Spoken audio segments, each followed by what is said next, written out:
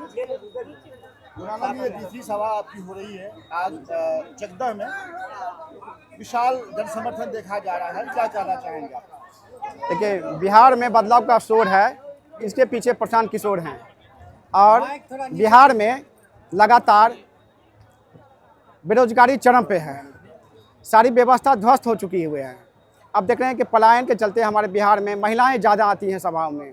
ये महिलाएं इसलिए आती हैं, इनके अंदर आक्रोश है, इनके पति, इनके बेटे, इनके भतीजे, अभिभावक लोग बिहार से पलायन के लिए चले जाते हैं, रोजगार के लिए चले जाते हैं, 10 से 12 हज़ार रुपया कमाने के लिए चले जाते हैं, जो इनको काफ़ी दर्द होता है। हर व्यक्ति चाहता है कि हमारा परिवार साथ में रहे, हमारा बेटा साथ में रहे, हमारा पति साथ में रहे, हमारे अभिभावक साथ में रहें। यह बिहार का लिए बदलाव होना जरूरी है, ये बदलाव का पहचान है, एक क्रांति आ गई है।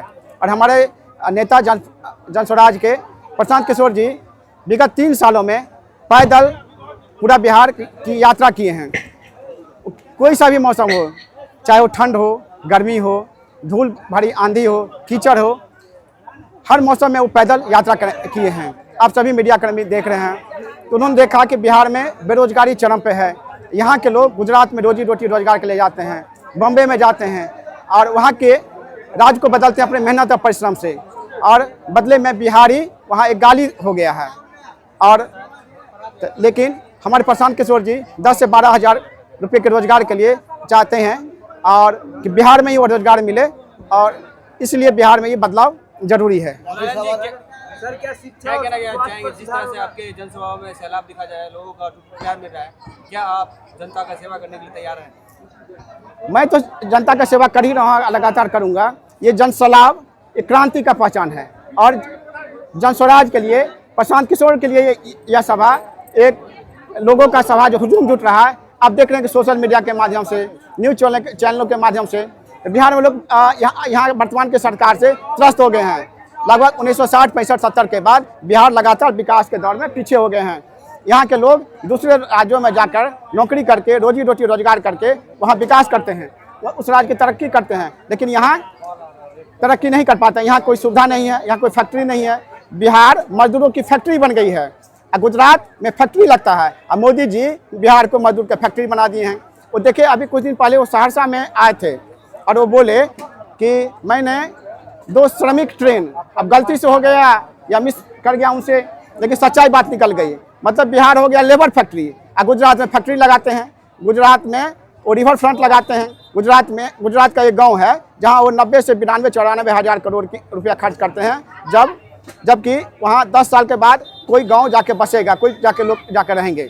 और बिहार में देखते हैं बदहाल चारों तरफ बदहाल। वोटर जात और धर्म से ऊपर उठकर वोट देगा।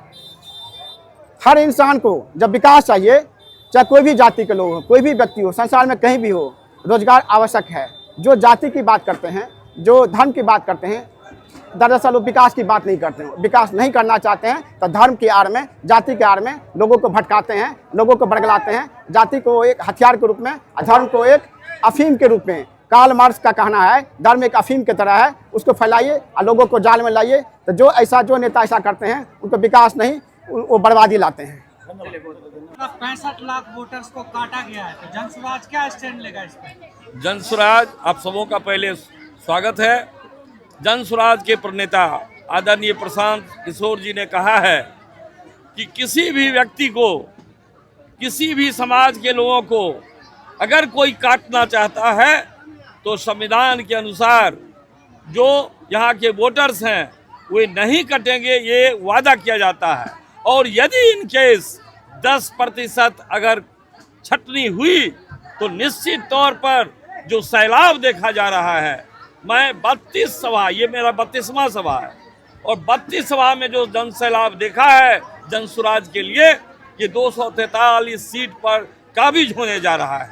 और ये जो समा बन रहा है, ये बिहार बदलाव के लिए है। आम आवाम की पुकार है, ना लालटेन जलाएंगे, ना तीर चलाएंगे, ना फूल खिलाएंगे। बिहार हो गया बदहाल, अब जनस्वराज लाएंगे, अब जनस्वराज। मैं आप सभी इलेक्ट्रॉनिक चैनल को इस बिहार बदलाव सभा का कवरेज के लिए सबसे पहले मैं आपको अभिनंदन करता हूं।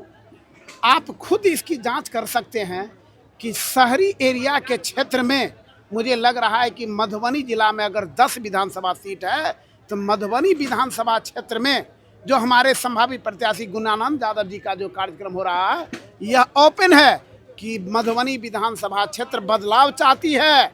और मैं आप सबसे निवेदन करता हूं कि आपका भी थोड़ा सहयोग होना चाहिए कि बिहार कैसे बदल सके, चूँकि इनका तीनों कार्यक्रम जो हुआ है वो ऐतिहासिक हुआ है। मैं चैलेंज के साथ यहाँ के आरजेडी या बीजेपी गठबंधन सरकार को कहता हूँ कि किसी भी ऐसे प्रत्याशी में ताकत नहीं है जैसा कि हमारे नए जन स्वराज के मात्र 6 महीना की पार्टी है और इतना जन सैलाब फैल गया हो। यह बदहाल व्यवस्था। मधुबनी विधानसभा को सब अलग नजर से देखते हैं और भाजपा, जदयू और राजद, कांग्रेस में एक दूसरे के तरफ देखते रहते हैं टिकट तय करने को लेकर के। क्या जन स्वराज इसमें बाजी मारेगी और सबसे पहले टिकट तय करेगी विधानसभा? मैं किसी पर टीका टिप्पणी नहीं करना चाहूँगा। हम सबों का प्रत्याशी चयन का कार्यक्रम विगत 2 तारीख से शुरू हो गया है और मुझे लग रहा है कि 20 तारीख तक वो कंफर्म कर देगा।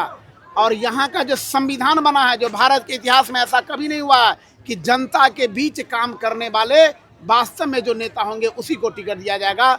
जिस कड़ी में मैं गुणानंद यादव जी को धन्यवाद देता हूं, चूँकि मैं एक प्रमंडलीय पर्यवेक्षक हूं, 20 विधानसभा का पर्यवेक्षण मुझे करना है। और जो जन सैलाब है उससे लग रहा है कि जबकि अभी माहौल नहीं है चुनाव का, इसके बाद भी लोगों में यदि यह उत्साह है तो वास्तव में बिहार बदलाव चाहती है। और बिहार एक आखिरी सवाल करेंगे जी। मधुबनी में बहुत सारे उम्मीदवार हैं और हर आदमी अपने को ही उम्मीदवार बताने के लगे हैं, क्या माना जाए? आपकी बातों से गुणानंद जी काफी तारीफ कर रहे हैं, तो क्या माना जाए? यह स्वतंत्र भारत है सर। मधुबनी विधानसभा में भी 7-8 आवेदक है, चूँकि जन स्वराज में भी सबों का द्वार खुला हुआ है, लेकिन उसी में से 7 आवेदन है, उसी में से एक चुनना है जो वास्तव में जनता के बीच रह करके काम करते हैं। उसमें अगर खरा हमारे गुणानंद यादव जी होंगे तो निश्चित रूप में हम लोग रिकमेंड करेंगे कि इनको टिकट दिया जाए। बहुत बहुत धन्यवाद।